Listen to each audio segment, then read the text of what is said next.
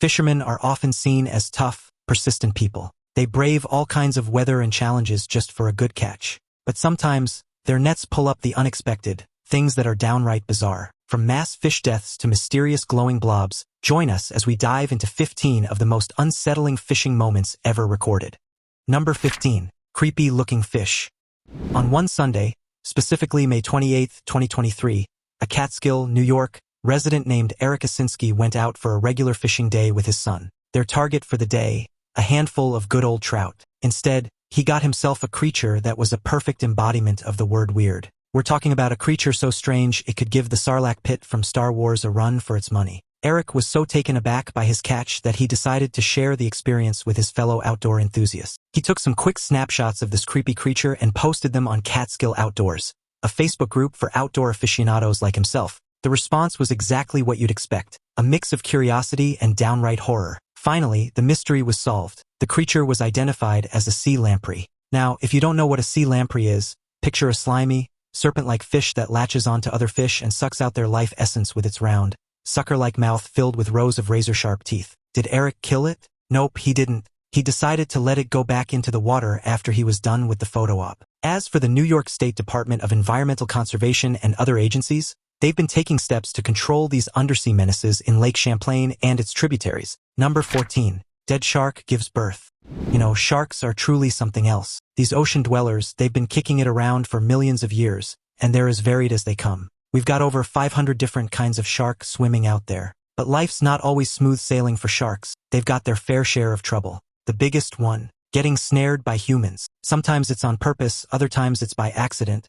But either way, it does a number on their numbers, especially the endangered kinds. Worst of all, sometimes a female shark that gets hooked, well, she might be pregnant. She could be carrying eggs or even little shark pups, depending on how far along they are and what kind of shark we're talking about. These unborn babies might just have a fighting chance at life if they are put back in the water. Sounds unbelievable, right?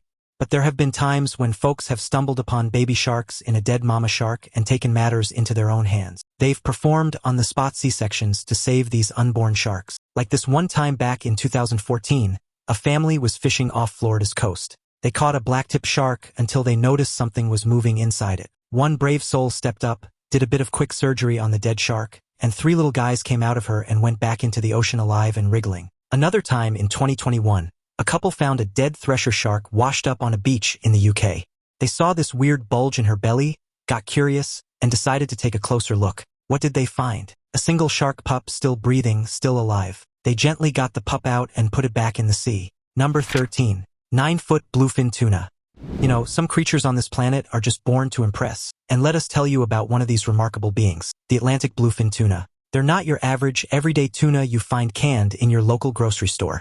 No, these are the showstoppers of the sea. They can hit lengths of 15 feet and weigh over a massive 1,500 pounds. Now there's this one guy, Simon Beatty, who hit the fishing jackpot when he landed a monstrous 900-pound bluefin tuna in Welsh waters. It was October 10, 2022. He was fishing with his buddy Jason not off the Pembrokeshire coast when this 9-foot giant of a fish decided to bite. The battle that ensued between man and fish lasted an exhausting hour and a half, but finally they managed to bring the gigantic tuna alongside their boat. They snapped a quick photo, took its measurements, and then watched as the fish swam off into the blue. But Simon's catch isn't the only awe-inspiring tuna story around. In September of 2022, there was an incident where a colossal 9.4-foot bluefin tuna weighing in at a staggering 1,000 pounds was seized from a Massachusetts charter boat. They were illegally fishing in Rhode Island waters, and the fish ended up being sold to a licensed dealer. And then there's the story of Michelle Banswich-Sikora, a Virginia woman who made headlines in February 2021 when she reeled in a 9.5-foot bluefin tuna. Her catch weighed 601 pounds, and she landed it off the coast of North Carolina. Number 12. Green blob fishing. Green blob fishing is this awesome trick that fishermen and women have been using to reel in some serious catches. Day or night, they've been rigging up these underwater LED lights, right? Green ones, mind you, because that's the color that cuts through water the best and lures in the most fish. And these lights, they can be attached just about anywhere.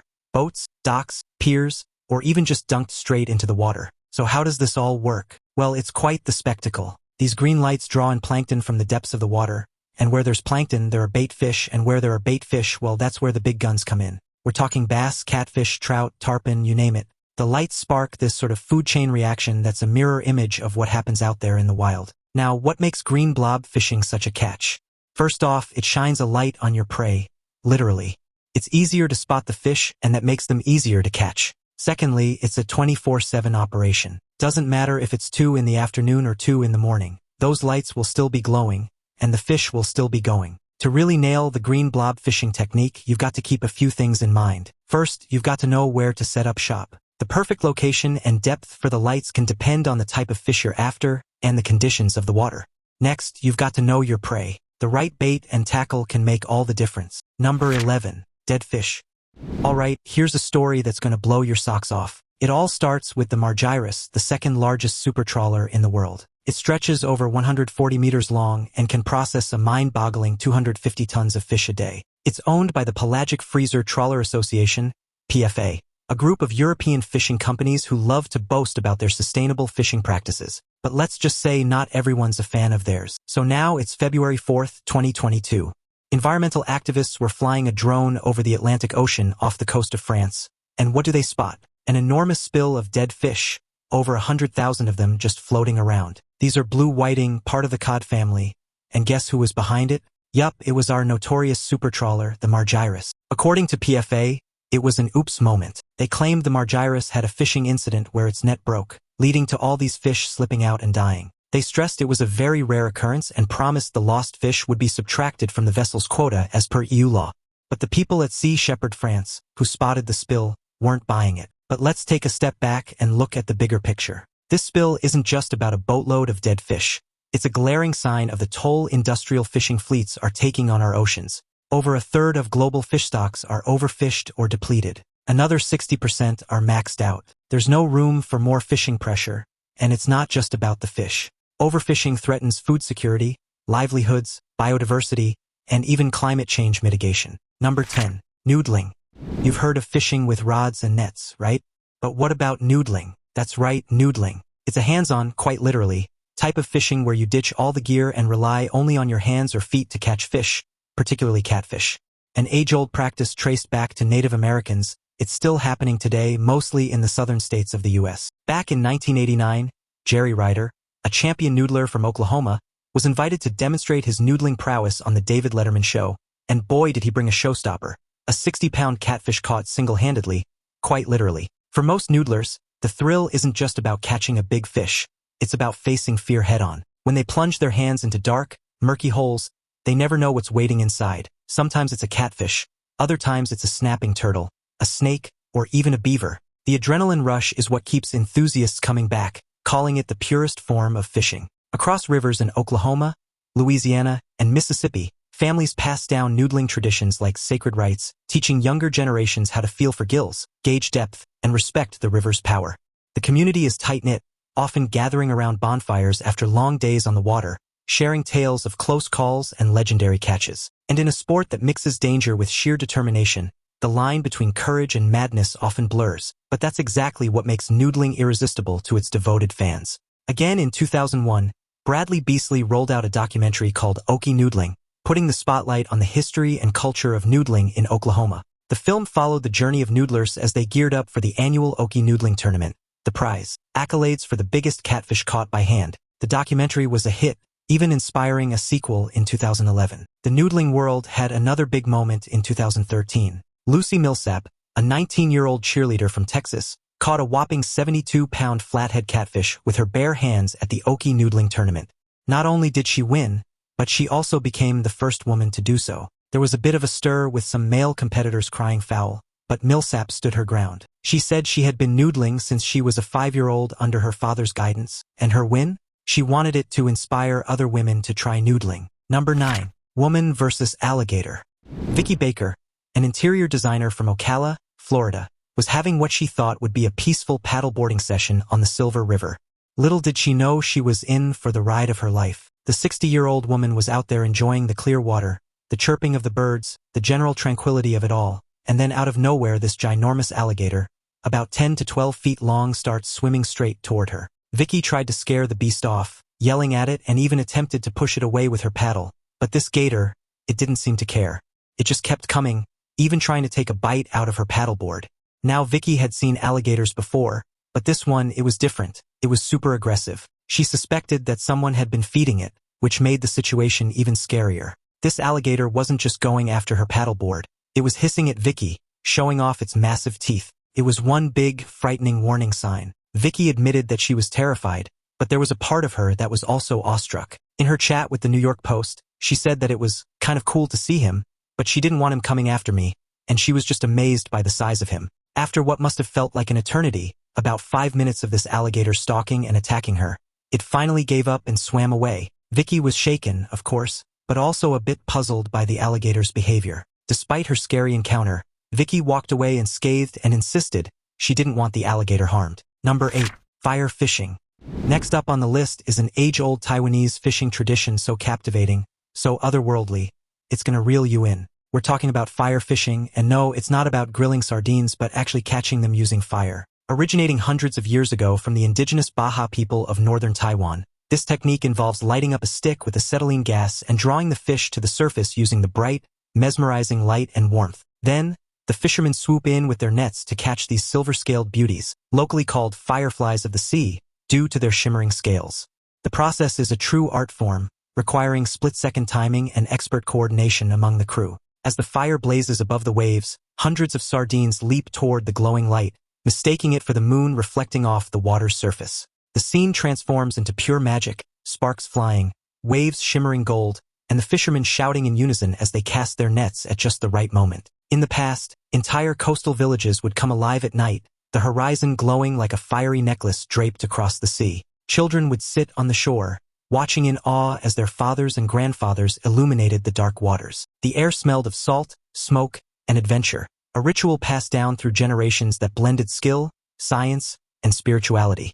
It was not just fishing, it was a living performance, a communion between man and sea. During the Japanese colonial period, around the late 1800s and early 1900s, fishermen started using a new explosive compound, calcium carbide.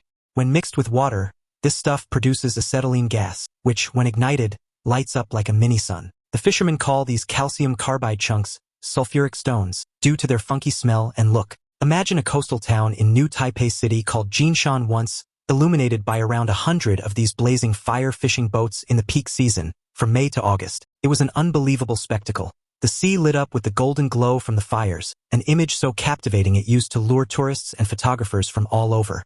Now, fast forward to today, only a single fire fishing boat remains in Taiwan, helmed by Huang Xuanxi, a 65-year-old fisherman who carries the flame for this incredible tradition. Huang, who got into this line of work following his father's footsteps, is driven by a desire to keep the culture and history of fire fishing alive. Number 7. Mummified mermaid. Have you heard of the mystery of the mummified mermaid in Asakuchi, Japan? Hidden within a box in Injuin Temple, a curious letter held the key to this mermaid's past. Caught between 1736 and 1741 by a fisherman off Kochi Prefecture, this odd creature was initially mistaken for a mere unusual fish. Little did that fisherman know he'd netted a mermaid. But after selling it in Osaka, the letter tells us the author's ancestors snapped it up, turning it into a treasured family possession. But here's the twist. That letter stays tight-lipped on how this mermaid ended up at the Injuin Temple. This centuries-old puzzle stumped even the temple's chief priest, Kozen Kita, but he swears by the mermaid's miraculous powers. There's even a myth that its flesh could grant immortality. This is no towering Ariel we're talking about. It's a pint-sized wonder, all 12 inches long. Picture a human-like face paired with a fish-like tail, 2 little hands held up to its grimacing face, head adorned with hair, mouth filled with sharp teeth, all safely preserved behind a glass case nestled in a fireproof safe inside the temple. This mermaid has been the center of curiosity, attracting researchers and inquisitive visitors over the years. Some even link it to mythical creatures from Japanese folklore like the beak-faced, triple-tailed amoebae or the ninjio, a fish sporting a human head.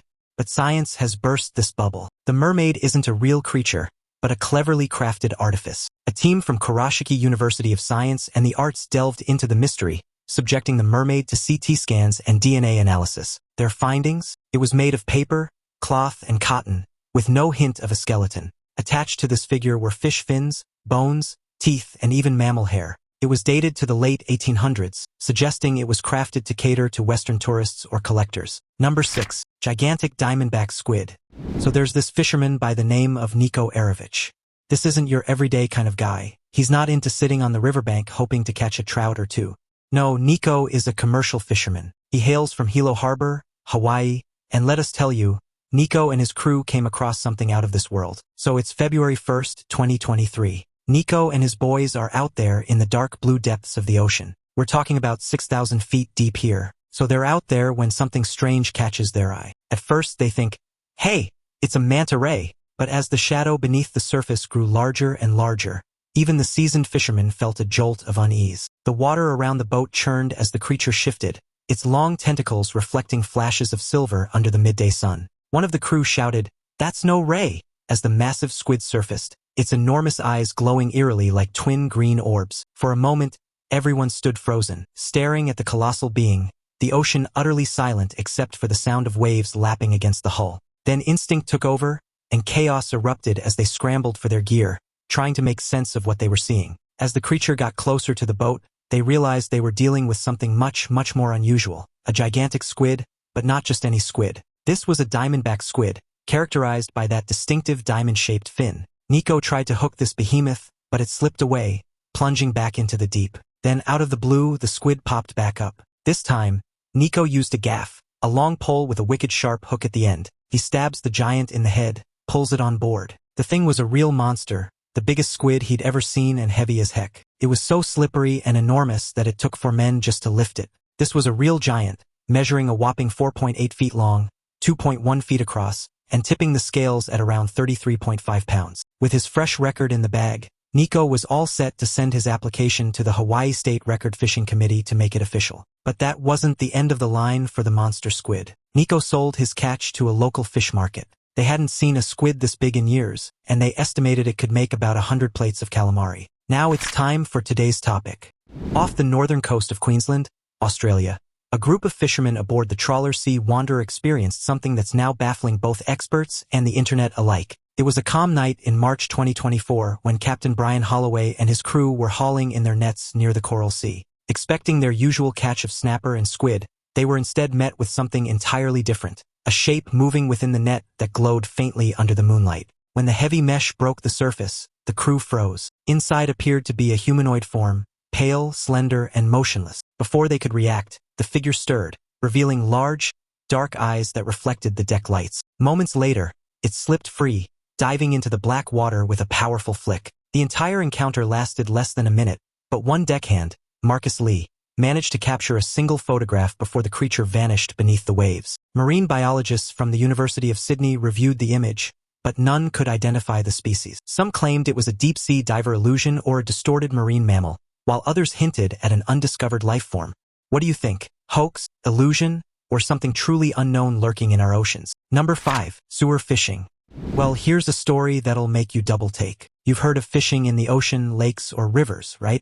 But get this, there are some daredevil hobbyists out there who have taken fishing to a whole new and, quite frankly, bizarre level. We are talking about sewer fishing. Now you might be wondering how fish end up in storm sewers. When it rains cats and dogs, all the water has to go somewhere, right? So it all gets directed to these sewers and then to nearby bodies of water like rivers, lakes, or ponds. Along the way, some fish get swept up in the ride and end up trapped in these murky, dark storm sewers. Now, what kind of people take up this peculiar pastime? Well, let us tell you about a young fellow named Kyle Negley down in Katy, Texas. He's made a name for himself as the Fish Whisperer on YouTube. His method is pretty straightforward. A 20-pound line, a number 6 circle hook, and a piece of hot dog as bait dropped through a hole in the sewer lid. He waits for a bite, and the moment his line stands upright, he knows he's got a catch. Then it's a matter of reaching in, grabbing the fish, and pulling it out. Mostly he lets them go after he's caught them. His biggest catch? About 3 pounds, which is not too shabby for sewer standards. But let's face it, sewers stink, and that makes sewer fishing dangerous. They're filled with trash, dirty water, and who knows what else. Plus, there's always a risk of running into sharp objects, chemicals, or bacteria. And let's not forget, sewers are home to a lot of creatures, and you wouldn't want to disturb them or damage their home. Depending on where you live, sewer fishing might even be illegal. So, before anyone gets any ideas, do your homework, respect the rules, and tread lightly. Number 4. Fishermen struck gold. So there's this stuff called ambergris, which is a waxy material that sperm whales cough up when they swallow something they can't digest, usually squid beaks. We know it sounds gross, but wait till you hear this. Fresh ambergris stinks to high heaven, but after it ages a bit, it takes on this sweet, musky aroma that makes perfume makers go bananas. We're talking thousands of dollars for just a pound of this stuff. The price depends on how old and high quality it is. When ambergris forms inside a whale, it starts as a sticky, foul-smelling mass that floats through the intestines until it's eventually expelled into the ocean, where sunlight, salt, and waves work their magic over years to harden and mellow its scent. Historically, ambergris has been used in everything from perfumes and medicines to aphrodisiacs and even medieval cooking recipes, giving it an almost mythical reputation. Some of the most famous luxury perfumes in history, like Chanel No. 5, once relied on it for that elusive, long-lasting scent. Its discovery has sparked treasure hunts around coastal communities, where locals still scan the beaches hoping to find their golden lump of floating gold. Legends abound of fishermen striking sudden riches after stumbling upon it. For some, finding ambergris is the marine equivalent of winning the lottery, a reminder that nature hides its fortunes in the strangest of places. And as rare as it is, each piece carries a story of the ocean, of whales, and of time itself. Now let's wind back the clock to June 2021, when a group of 35 fishermen in Yemen stumbled upon a real jackpot floating in the Gulf of Aden. They spotted a dead sperm whale. They figured they might salvage some meat or oil from the giant creature, so they towed it ashore and cracked it open. But what they found inside wasn't just meat or oil. It was a massive lump of ambergris weighing a whopping 280 pounds. Can you believe what that ambergris was worth? They estimated it to be worth a staggering $1.5 million. So what did they do with this unexpected fortune? They decided to divvy it up, sharing it equally among themselves and their families. Not just that, they didn't forget their less fortunate neighbors either, donating a chunk of their newfound wealth to those in need in their village. Number 3. Dead humpback whale.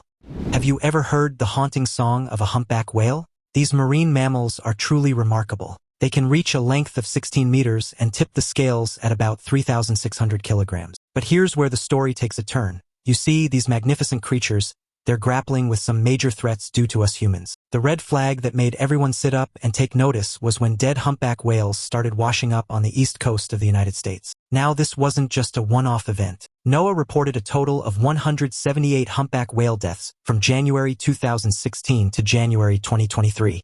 Let us tell you about this one heart-wrenching case. On February 16, 2023, a dead humpback whale washed up on a New Jersey beach.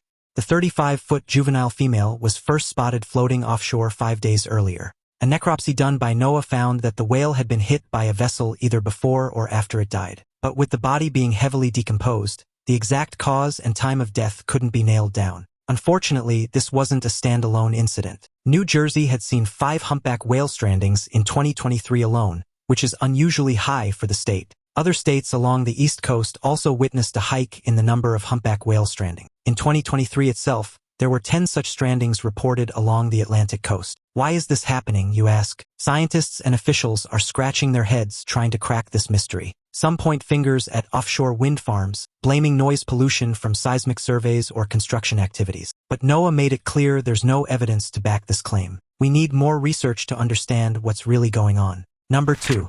Rare blue lobster. Bet you've seen a lobster or two in your time, right?